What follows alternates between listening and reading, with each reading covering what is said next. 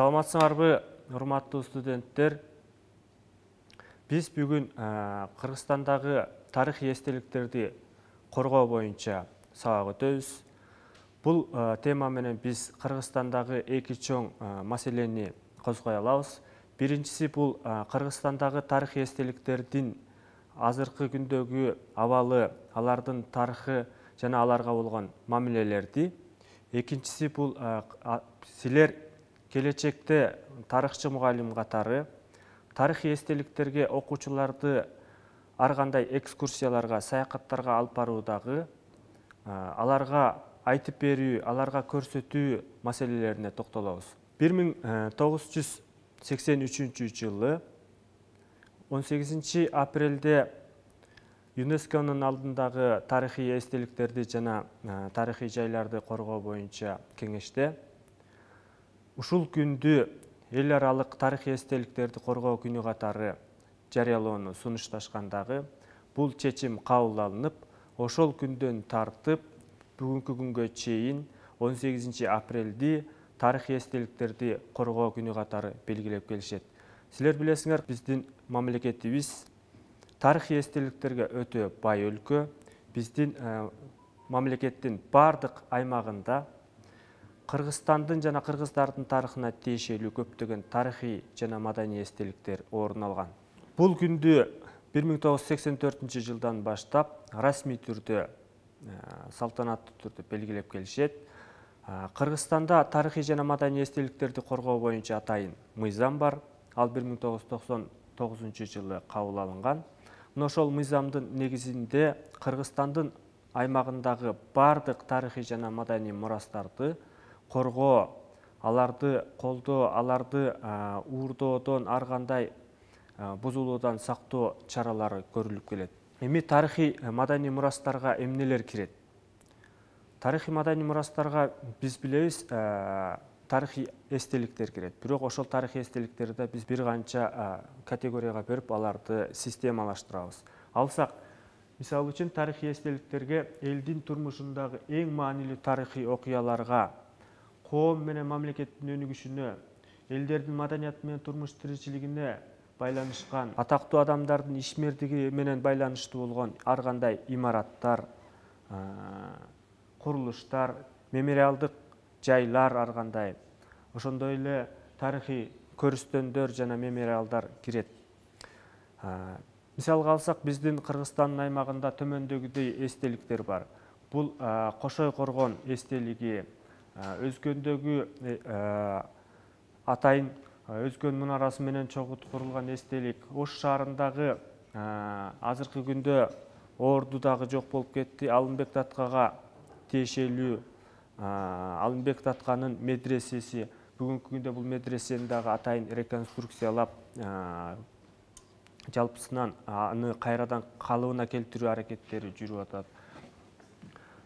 Таластагы Манастын күмбөзү деп аталган эстелик. Бул эстеликтердин революцияга чейинки сүрөттөрү дагы биздин тарых китептеринде жарыяланып келет. Бирок 1917 жылдан кийинки революциядан кийин бул эстеликтерге өтө көңүл бөлүнүп жакшы. Анан ал эстеликтерди реконструкциялоо иштери жүргүзүлгөн. Бул эстеликтер бир канча жолу изилденип, кайрадан калыбына келтирилген сүрөттөрүн көрүп турасыңар.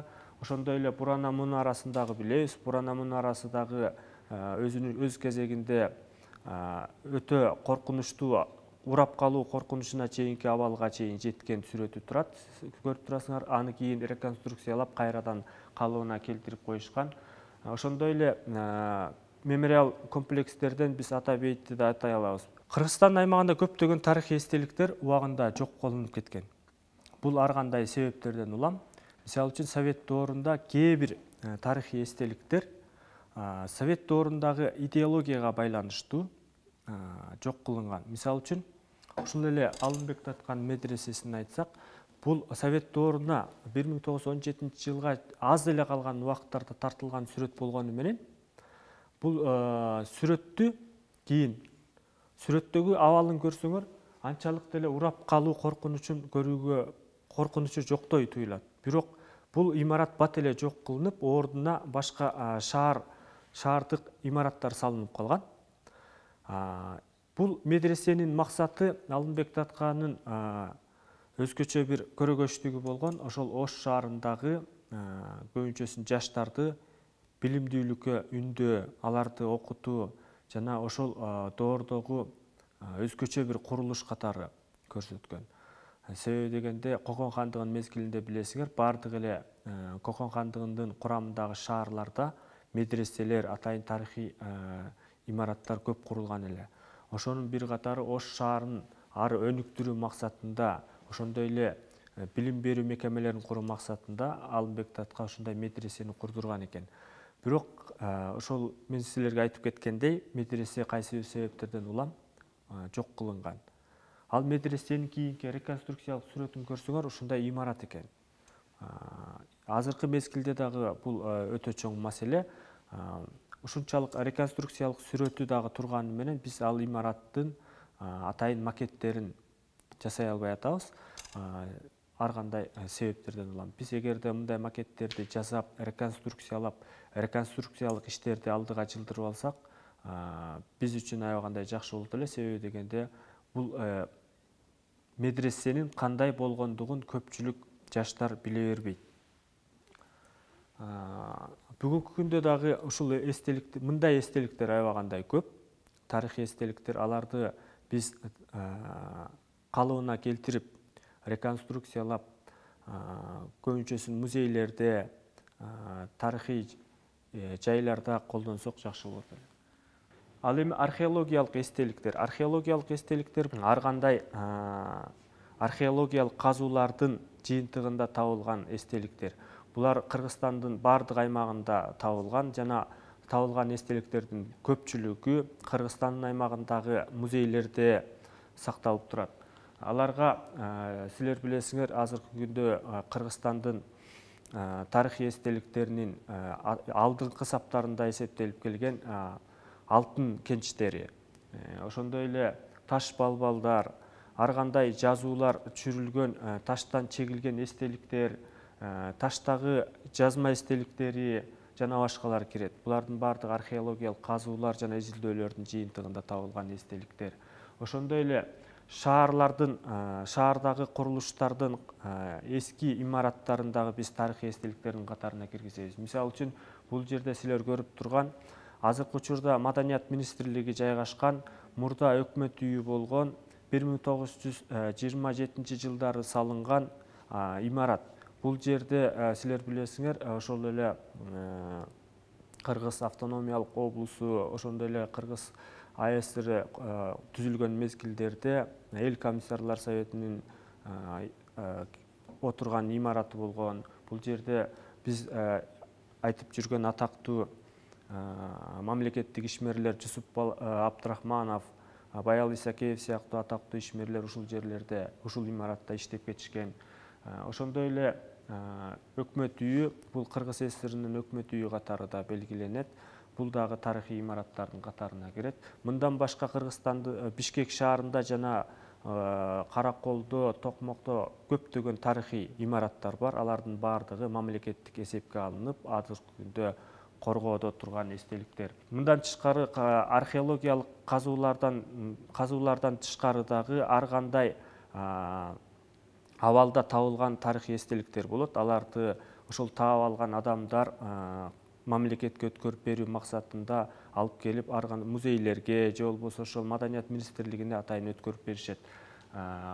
Кыргызстандын аймагында таштагы жазма эстеликтер бар. Бул жазма эстеликтерди изилдеген археолог агайларыбыз алардын жайгашкан аймактарындагы белгилешкен. Өзгөчө Табалдиев Кубат агайдын эмгектеринде бул таштагы жазма эстеликтердин бардыгы атайын инвентарлоо жүргүзүлгөн.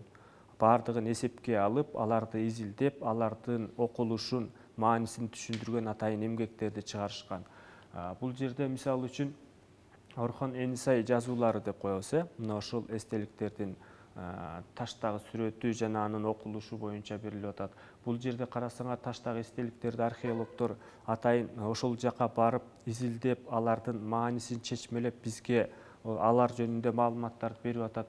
Булар дагы чоң эмгек. Себеби дегенде ал археологдор келечек муун үчүн, ошондой эле тарыхчылар үчүн, окуучулар үчүн эмне деген эмгектерди аткарышат. Себеби дегенде алардын изилдөөлөрүнүн жыйынтыгы менен биз тарыхый жаңы ачылыштарга, жаңы бир көрүнүштөрдү, жаңы бир маалыматтарды ала алабыз.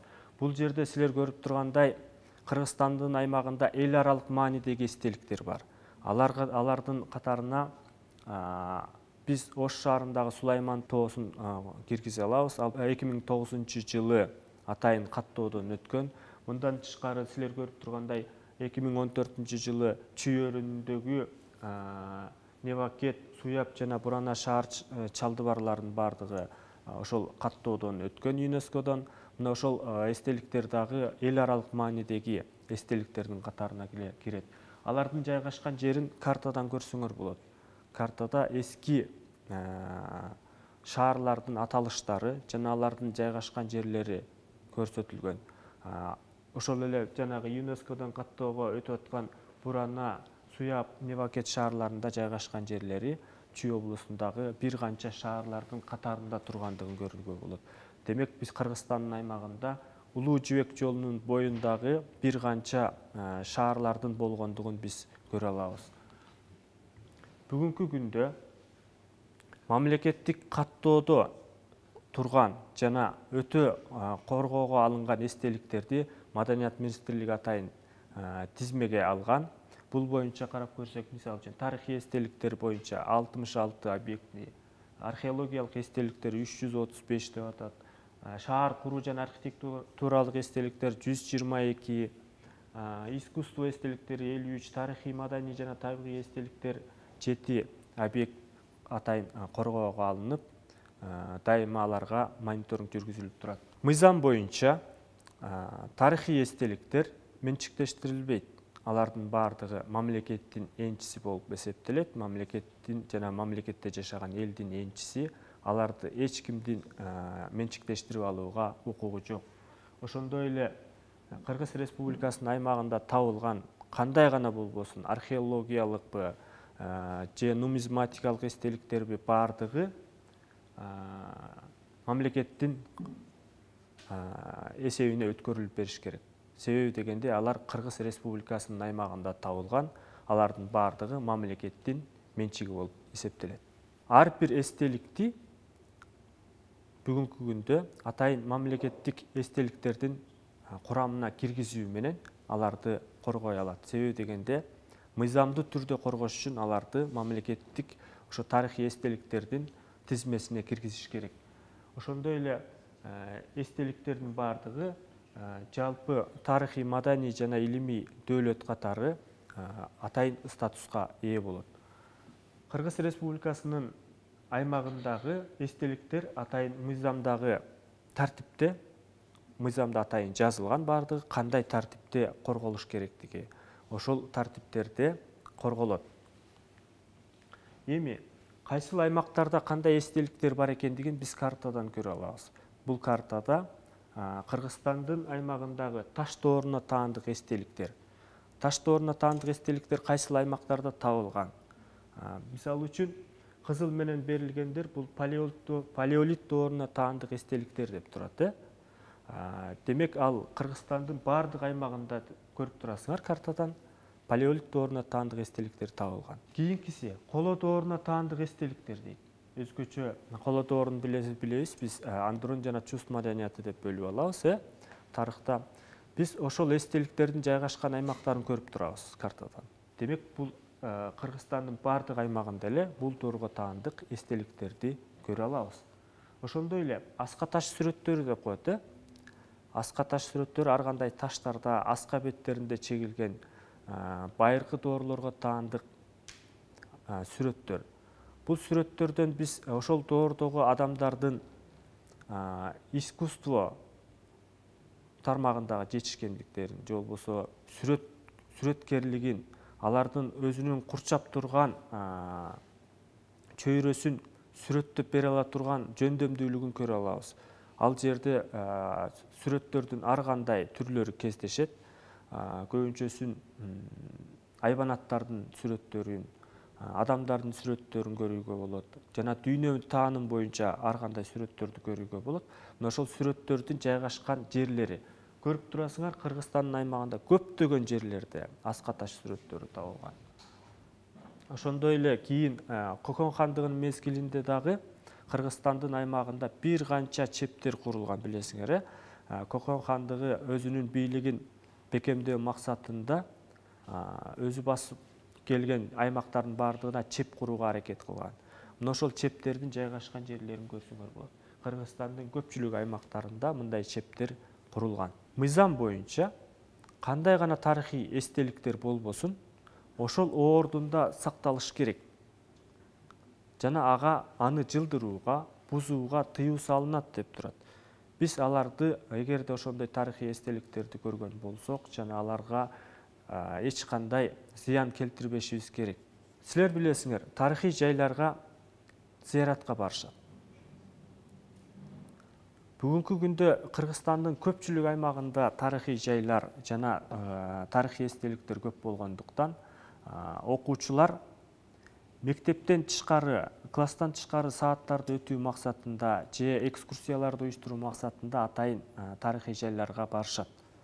Бирок биз байкап жүрөбүз, көптөн бери көпчүлүк мугалимдер окуучуларды алдын ала даярдабайт, окуучуларга алдын ала түшүндүрүү иштерин жүргүзбөйт жана аларга тапшырмаларды беришпейт. Жөн гана биз баланчанчы күнү тарыхый жайга барабыз, ошол жерге барып, мындай айтканда эс алып келүү максатында эле барып жаткандай аларга айтып беришет. Жана аларды алып барып көрсөтүп койгондоруна эле курсант болушат да. Көрсөтүп, көрдүңөрбү, болду деп. Бирок жок, тарыхый жайларга баруунун да өзүнүн максаты болуш керек. Мисалы үчүн, биз ата бейитке көп эле барып жүрөбүз. Ата бейит өзүнүн аталышында эле бир маани бериш керек. Ал эмне болгон жер? Ата бейитке биз зыяратка барышыбыз керек. Зыярат үчүн барышыбыз керек. Бирок көпчүлүк учурларда биз социалдык тармактардан да көрүп калабыз, ар кандай ал жака барган окуучулардын, студенттердин бир жосунсуз жоруктарын да байкоого болот. Бул жакты көрүп турасыңар.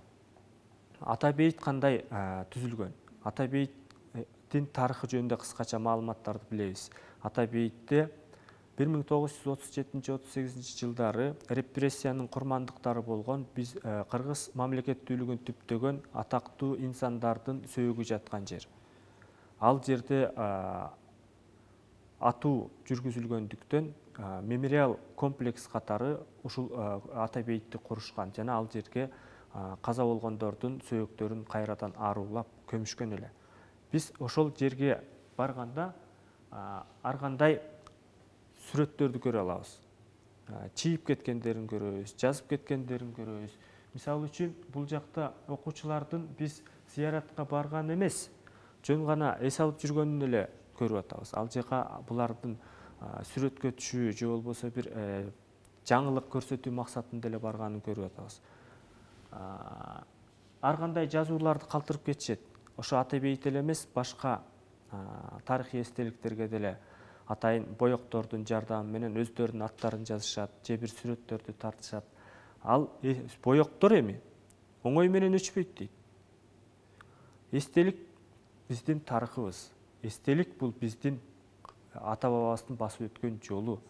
Эстелик бул мамлекеттин басып өткөн тарыхы. Биз ошол эстеликтер аркылуу өзүбүздүн тарыхыбызды таңазалай алабыз. Биз ошол эстеликтер аркылуу башка элдерге, башка мамлекеттерге өзүбүздү тааныта алабыз. Бирок ушул эстеликтерге ар кандай жосунсуз жоруктар менен туура эмес мамиле кылган учурларды көргөндө көпчүлүк тарыхчылар, археологдор аябагандай кайгырышат. Бул мисалы үчүн шаардагы ар кандай архитектуралык эстеликтердин же болбосо курулуштардагы көрүнүш, бирок тарыхый эстеликтерге да ушундай мамиле кылгандарын көрүүгө болот. Кыргызстанда каракчы археологдор деп коет. Орусча черный археологдор деп коет. Мына ошол адамдар дагы эч кандай мамлекеттен уруксат албастан атайын тарихи жайларга барып, казуу иштерин жүргүзүп, уурдоо жолу менен эстеликтерди өздөрүнүн кызыкчылыгына пайдаланышат. Мындай учурлар аябагандай көп катталган. Мисалы үчүн, кийинки сүрөттөгү эстеликтерди карасаңар, бул тарихи баалуу эстелик. Бул эстеликти Кыргызстандан чыгарып кетишкен жана Францияда атайын аукциондо сатышкан. Бул кийин аукциондо сатылгандан кийин гана маалымат чыкканда анан билишкен бул эстеликтин Кыргызстандан аймагында чыгарып келген. Эми тарихи жайлар, тарихи имараттарга болгон мамиле. Мисалы үчүн Гапар Айтиевдин үйү, өзү жашаган үйү, азыркы мезгилде кароосуз калган. Ага эч ким көңүл бөлбөйт. Ар кандай абалдардан улам ал үйдү же музейге айландыра албай, же болбосо коргоого ала албай, же мамлекетке биротоло өткөрүлүп бербей, ушундай абалда турат. Демек, буга көңүл бөлүш керек. Эми тарых сабагынан берген мугалимдерге.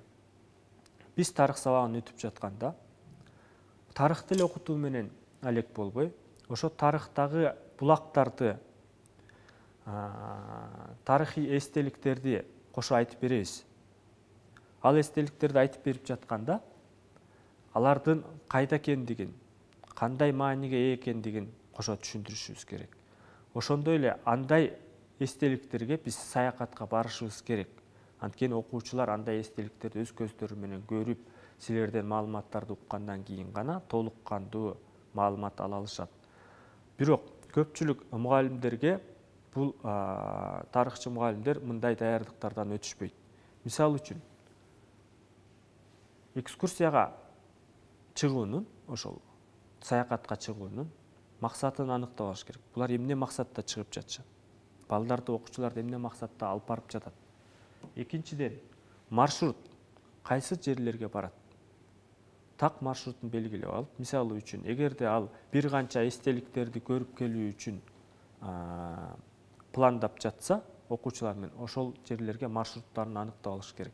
Кайсы жерлерге барат, ал жерде канча убакыт өткөрүшөт, окуучулардын ал жердеги өткөргөн убактылары, мугалим эмнелерди айтып берет, кандай кылат, ошол маршрутун аныктап алат. Кийин бара турган жайлардын тарыхый эстеликтердин тарыхын, легендасын мугалим өзү айтып бериш керек. Окуучулар кызыгуу үчүн ар бир мугалим ошол тарыхый жайлар, эстеликтер жөнүндө алдын ала даярданып алыш керек. Эгерде даярдыгы жок эле барган мугалим болсо, ал окуучулар менен кошо эле жөн эле көрүүчү болот дагы, кайра келет. Көпчүлүк учурларда музейлерге барган окуучулар класс жетекчи менен барышат, бирок кайсы бир себептерден улам класс жетекчиси аларды толук түрдө ошол музейлерди кыдыртып, баштап, аягына чейин көрсөтпөйт. Окуучулар же өздөрү өз алдынча кетип калышат, же эжеи башка жака, башка нерселер менен алаксып кетет, экскурсиясы максатына жетпей калат. Ошол себептен алдын ала даярданып алыш керек. Мен музейге барамбы, тарыхый жайга барамбы, биз кандай максатты көздөйбүз, жана ал жерде окуучуларга эмнелерди айтып беребиз. Кийинкиси, тарыхый жайлардын маанисин, коомдогу ордун белгилешибиз керек. Мен жана айтып өттүм, Ата бейит. Ата бейитке эмне үчүн барабыз? Ал жерде эмне бар? Эмнелерди көрө алабыз? Зыяратты кантип кылыш керек андай жерге? Атайын тарыхый жайларга барганда эмне, кандай аракеттерди көрүш керек?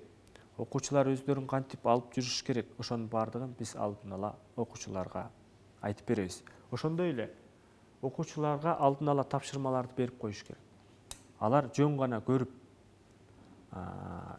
силерден маалымат алып эмес, кайра силерге берилген тапшырманын негизинде ошол барып келген саякатынын же болбосо экскурсиясынын жыйынтыгы менен силерге маалыматтарды бериш керек. Эгерде аларга тапшырма берген болсоңор алдын ала, алар сөзсүз түрдө силерге кайра айтып беришет. Экскурсия убагында окуучуларга мугалимдер эмнелерди айтып бериш керек? Аларга кандай мамиле кылууну алгач, эстеликтерди бузбаш керек, эстеликтерди коргош керек, эстеликтерге зыян кылбаш керектен баштап, аларга эстеликтердин маанисин көрсөтүүнү, айтып берүүнү билиш керек. Мисалы үчүн кантип көрсөтүп беребиз? Жалпы көрүнүшүн айтып беребиз, панорамалык. Ал кайсыл аймакта жайгашкан, кандай окуялардын негизинде ушул эстеликтер пайда болгон, же болбосо бул жакта канча комплекстен турат. Бул панорамалык көрсөтүү деп. Ошондой эле реконструкциялап көрсөтүү деген ыкма бар.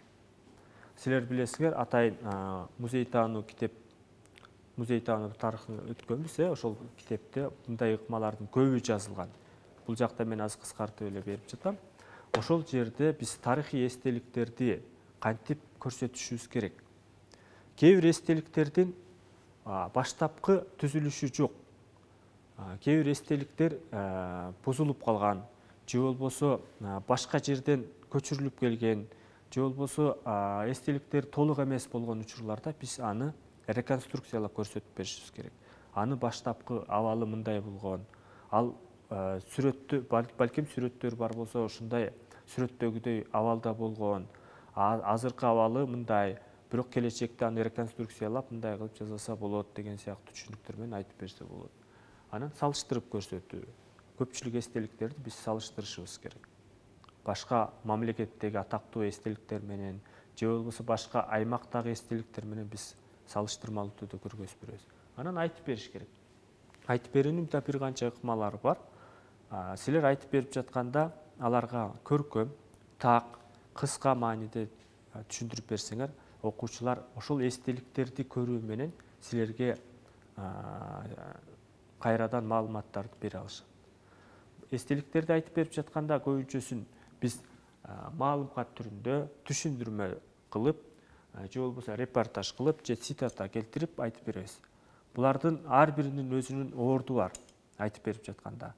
Кайсыл убакта кайсыл ыкманы колдонуп айтып берсе болот.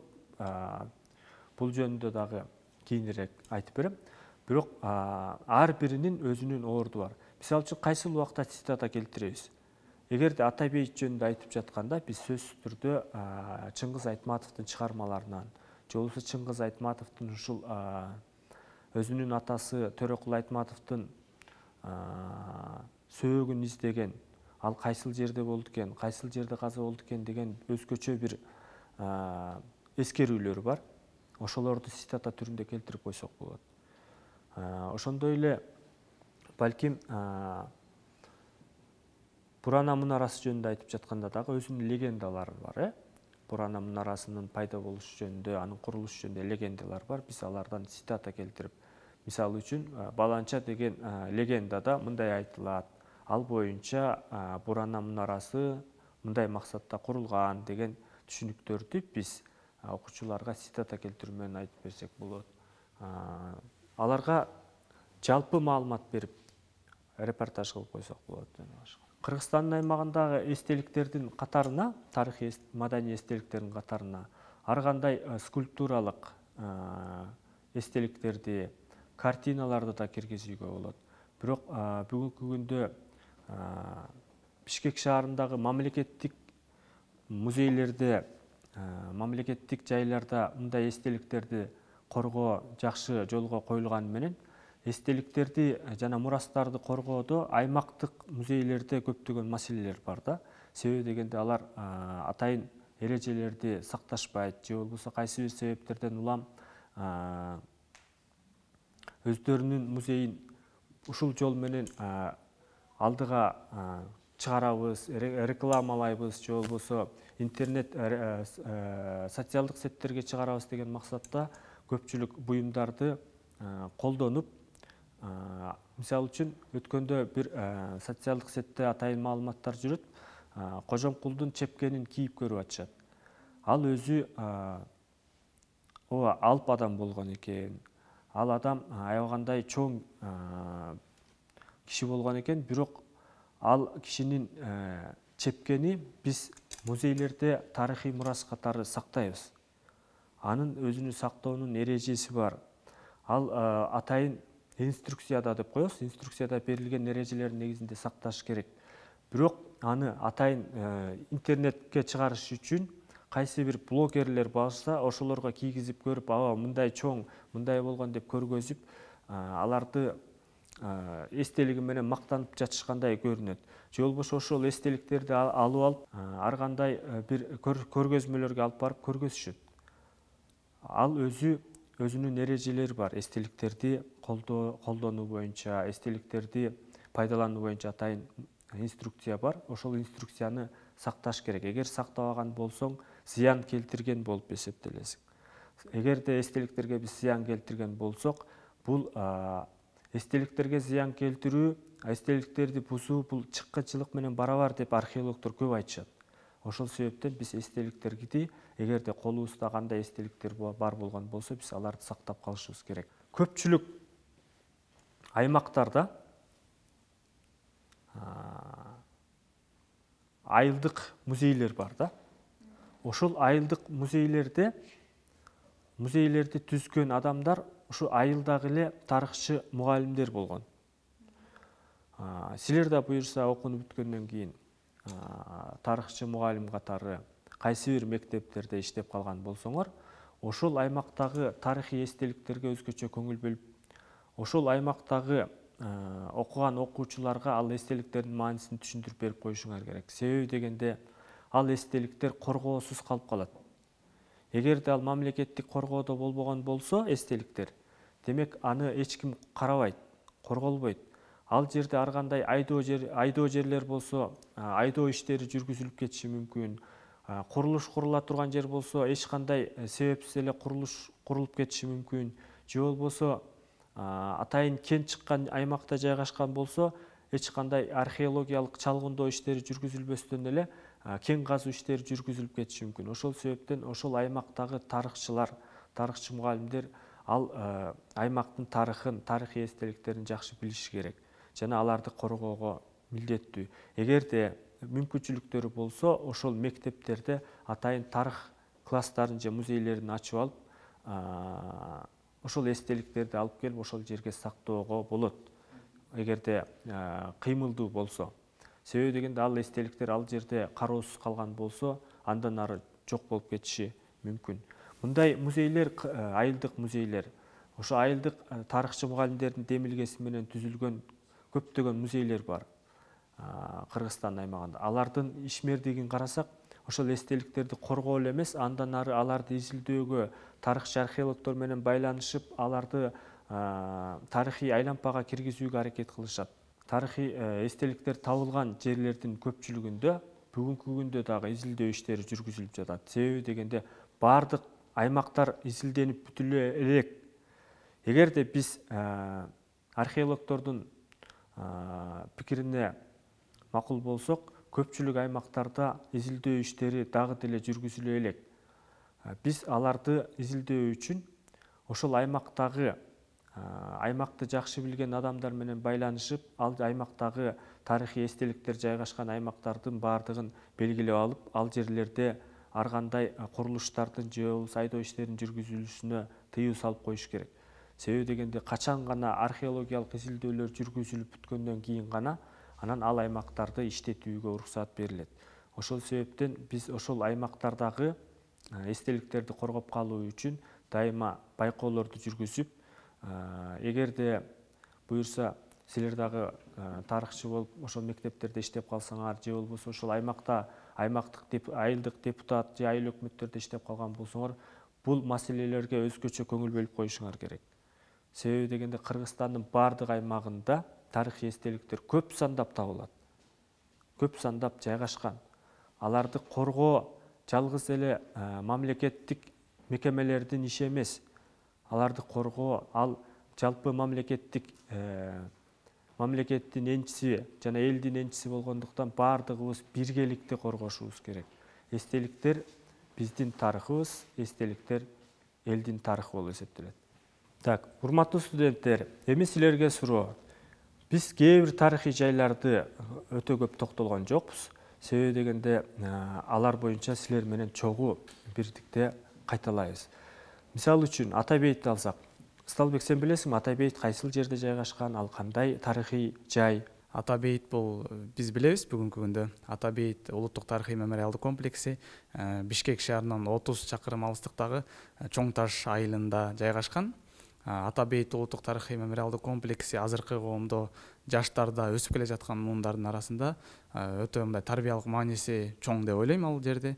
Бүгүнкү күндө Ата бейит улуттук тарыхый мемориалдык комплексине жеке эле Кыргызстан эмес, ага бүткүл ошол постсоветтик 15 республиканын өкүлдөрү келип, эң эле кызыккандагыбыз бул ал жерге Кыргызстанга баягы мамлекеттик сапар менен келген президенттер ошол жерге барып, биздин тарых жана ата бабаларды эскерүүгө ошолорго биринчилерден болуп таазим этишет.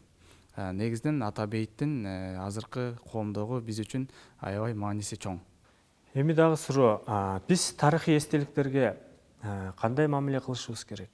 Сиз берилген суроого мындай жооп берсек туура болот. Тарых деген баягы биздин ата бабабыздын басып өткөн жол болуп атпайбы? Анан эстеликтер ошол ата бабабыздан калган эстеликтер. Анан ал эстеликтерге баягы айырылуу мамиле кылыш керек, себеби ал балким канча кылымдан бери сакталып келаткан эстеликтер, биз кармаганда баягы мындай аны бузуп алышыбыз мүмкүн да. Ошондуктан аябай айырылап, балким ошол кандай мисалы өзүбүз эле байкоостон бир эстеликти таап алсак, түздөн түз мындай бирөөлөрдөн сураш керек ал нерсеничи. Балким биле тургандардан, ошол музей боюнча, архив боюнча биле тургандардан, анан алар өздөрүнүн жумушун билип, баягы тазалоо же болбосо аярылоо максатында аны музейлерге өткөрүп берсе ошол туура болот деп эсептейм. Анан ошол баягы табылган эстеликтерге окуучуларга дагы туура көз караш да кылыш керек. Алар дагы ошол боюнча маалымат алып туруш керек эстеликтер боюнча. Эгерде урматтуу студенттер, тарыхый эстеликтердин бузулуп же болбосо ар кандай бир жок болуп кетүү коркунучунда турганын байкасаңар, биз кандай аракеттерди көрүшүбүз керек? Ар бир эстелик бул ата бабаларыбыздан калган мурас. Ошондуктан биз эстеликтин бузулганын же болбосо ошол жактагы туура эмес мамилени көрүп калсак, анда ошол райондун центриндеги же болбосо ошо айыл өкмөтүндөгү маданият ишкерлерине кайрылып, ошону кандай чейсем реконструкциялоого жардамдашсак же болбосо ошого кабарлап койсок болот. Эгерде алар дагы тийиштүү чараларды көрбөй жатса, анда түздөн түз борборубуздун маданият ишкерлерине келип айтсак, алар толук түрдө жардам деген ишенимдемин. Сиз айтып жатасыз го, кичинекей айылдарда деле өздөрүнүн музейлерин ачып алышат деп. Мисалы үчүн мен деле бир айылга барып мугалим болуп барсам, кантип ошо музей ачсам болот? Мисалы үчүн ошол айылдын баалуулуктары менен. Мындай да, Кыргызстандын аймагында тарыхый эстеликтер аябагандай көп. Алардын ичинен өтө баалуу, уникалдуулар деп да бөлөт да. Эгер уникалдуу болгон болсо, аны атайын Маданият министрлиги өзгөчө каттоого алып, тиешелүү балким борбордук музейлерге алып кетиши мүмкүн. Бирок айылда дагы андан башка толгон тарыхый мурастар бар да. Карапай идиштердин калдыктары деген сыяктуу, же болбосо этнографиялык эстеликтер, айылдагы атактуу инсандардын жасаган буюмдары, мына ошолорду айылдык музейлерди ачып, ошолорго сактап койсо болот. Себеби дегенде, ал ошол үйдө кала берген болсо, андан ары ал жок болуп кетиши мүмкүн. Себеби дегенде кийинки муундар аларды сактоого кызыктар эмес. Ал адам өзү сактап, мурас катары сактап, аздектеп келгени менен, кийинки муундар аны атайын аздектеп сактайбы, сактабайбы, ал маселе. Ошол себептен атайын кичирээк музейлер болсо да ачып койсок, ал жерде ал мурастар биринчиден балдарга, окуучуларга көрсөтмө курал катары дагы кызмат кылат. Экинчиден ал мурастарды биз кийинки муунга сактап калабыз. Ошол себептен чакан музейлер болсо дагы ачып койсо болот. Буга мыйзам жол берет. Анткени айылдык музейди ачууга жана анын өзүнүн ченемдери бар. Ошол ченемдердин негизинде музейлерди ачып иштетсе болот. Сизге суроом төмөндөгүчө, ушу Кыргызстандын аймагынан чыгарылып кеткен Кыргызстандагы тарыхый эстеликтерди кайра мамлекеттин карамагына кайтара алабызбы деген суроом. Эгерде кайсы бир тарыхый окуялардын же болбосо бир мамлекеттик бир жаман төңкөрүштөрдүн натыйжасында же болбосо бир мамлекеттин экинчи мамлекетти басып алуусунун кесепетинен убагында ошол мамлекеттен чыгарылып кеткен эстеликтер болсо, атайын реституция боюнча мыйзам бар. Ал боюнча кайтарып алса болот. Экинчиден, эгерде жөн эле жөнөкөй адамдар тарабынан чыгарылып кеткен болсо, айтып атпаймынбы? ошол чыгарылып кеткен буюмдардын баардыгы мамлекеттин энчиси болгондуктан анын баардыгын кайра кайтарып алуу мүмкүнчүлүк бар. Ал үчүн атайын ошол сотторго, ошол мамлекеттин мыйзам укуктук органдарына кайрылуу менен ал буюмдарды кайтарып алуу аракеттерин көрүшөт. Толук мүмкүнчүлүк бар, эгерде ошол буюмдардын ээсин таап жана аларды кайтарып алууга толук мүмкүнчүлүктөр бар. Менин суроом төмөндөгүчө, азыркы учурда мамлекет тарабынан жетишээрлик түрдө коргоого алынбай жаткан эстелик барбы жана кайсы? Бардык мамлекеттик каттоодо турган эстеликтер жеткиликтүү түрдө коргоого алынып жатат. Бирок анын дагы ар кандай себептери бар. Жалгыз мамлекеттик орган, же болбосо ошо Маданият министрлиги деп коебуз, ал жалгыз өзү Кыргызстандын бардык аймагындагы эстеликтерди коргой албайт. Ал үчүн ошол аймактагы коомчулук дагы жардам бериши керек. Ал мыйзамдуу түрдө аны коргоого аракеттерди кылышат. Эгер бузулуп жаткан болсо тиешелүү чараларды көрүшөт. Бирок эгерде ал алыскы аймакта болсо, эч кандай маалыматтар жок болсо, аны коргоого алууга кыйынчылыктар туудурулушу мүмкүн. Азыркы күндө жакшы коргоого алынбай жаткан эстеликтердин ичине айрым ошол аска таш сүрөттөрүн айтууга болот. Себеби дегенде ал жака аска таш сүрөттөрүнө барышат экен дагы, жөнөкөй жарандар барып ошол баалуу эстелик болуп турса дагы ошонун үстүнө өзүнүн атын жазып коет экен, ташка чегип же башка бир каражаттар менен. Анан ал эстеликтерди андан ары изилдөөгө аябагандай кыйынчылыктарды туудурат. Ага эми маданият мамлекет күнөөлүү деп айта албайбыз да. Ал өзү алыскы жайлоодо жайгашса, мамлекеттик эсепке алынып, ал атайын тарыхый жай, тарыхый эстелик деп каттоого алынган менен ал жака бирден кишини кароолчу кое албайт эч ким карап тургула деп. Себеби дегенде ал башка алыскы райондо, тоолуу жерде, же болбосо кышкысын адам бара албаган аймактарда жайгашышы мүмкүн. Ошол себептен андай эстеликтерди коргоодо коомчулук, ошол аймактагы жашоочулары, анан мен силерге айтып атпайбы, ошол аймактагы тарыхчы мугалимдер дагы аларга жардам бериш керек.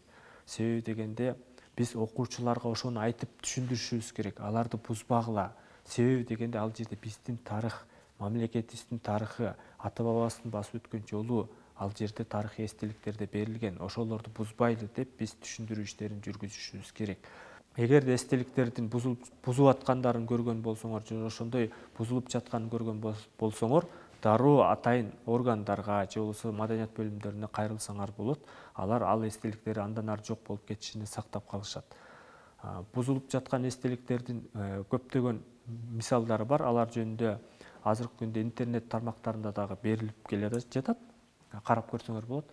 Айтып атпайбы, аттарын жазып коюшат, же болбосо краска менен ар кандай боектор менен боеп коюшат. Алар өчпөйт экен оңой менен. Аларды өчүрөйүн десең, таштын кыртышы кошо кетет. Ошол себептен андай бузууларга биз чогуу жол бербешибиз керек. Биз тарыхый эстеликтерди сактап, кийинки муңга өткөрүп беришибиз керек. Бул биздин милдетибиз, парзыбыз.